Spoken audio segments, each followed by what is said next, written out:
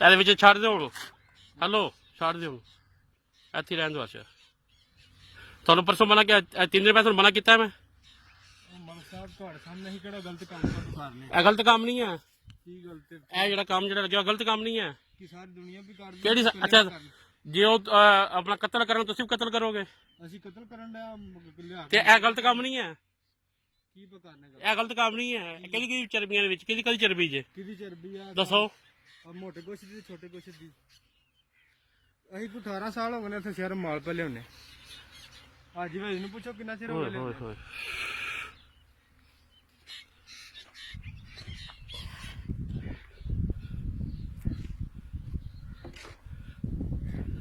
ਯਾਰ ਆਖਿਆ ਰਹਿਣ ਦੇ, ਛੱਡ ਦੇ। ਇੱਕ ਵਾਰ ਕਹਿੰਦੇ ਛੱਡ ਦਿਓ ਬਸ।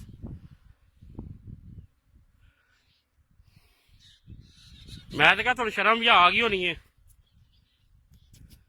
ਇਹ ਕੀ ਹੈ?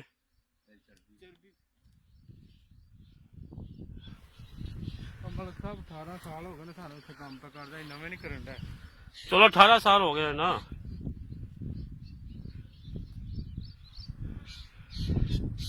ਤੁਹਾਨੂੰ ਪਰ ਸੱਚੋ ਤੁਹਾਨੂੰ ਸਪੈਸ਼ਲ ਤੋਂ ਛਾਪਾ ਮਾਰ ਤੁਹਾਨੂੰ ਸਮਝਾ ਕੇ ਵੀ ਗਿਆ ਗੱਲ ਨੂੰ। ਹਾਂਜੀ ਤੇ ਤੁਹਾਡੇ ਸਾਹਮਣੇ ਤੁਸੀਂ ਮੰਨੇ ਹੋ ਇਸ ਗੱਲ ਨੂੰ? ਦੇਖ ਲਓ ਤੁਹਾਡੇ ਸਾਹਮਣੇ ਕੀ ਕੀਤਾ। ਤੇ ਇਹ ਕੀ ਜੇ ਵੀ ਦੱਸਣਾ ਕੀ ਕੀਤਾ ਤੁਹਾਨੂੰ ਪਤਾ? ਤੁਹਾਨੂੰ ਕਿਹਾ ਵੀ ਗੈਰ ਕਾਨੂੰਨੀ ਕੰਮ ਵਾਲਾ ਤੁਹਾਨੂੰ ਆਖਿਆ ਗਿਆ ਜਾਂ ਨਹੀਂ ਕਰਕੇ ਕਹਿ ਕੇ ਗਿਆ ਮੈਂ?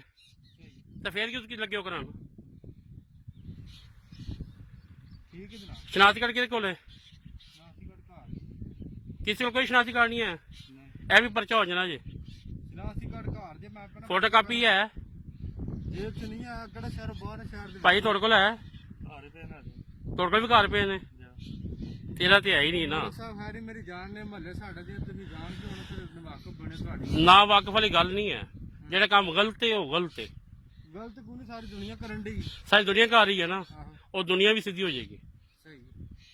ਇਹ ਸਾਬਣ ਦੀ ਇਸਤੇਮਾਲ ਤੇ ਅੱਜ ਹੀ ਸਿੱਧਾ ਹੋ ਜਾਏਗਾ ਇਨਸ਼ਾਅੱਲਾ, ਘਬਰਾਓ ਨਾ।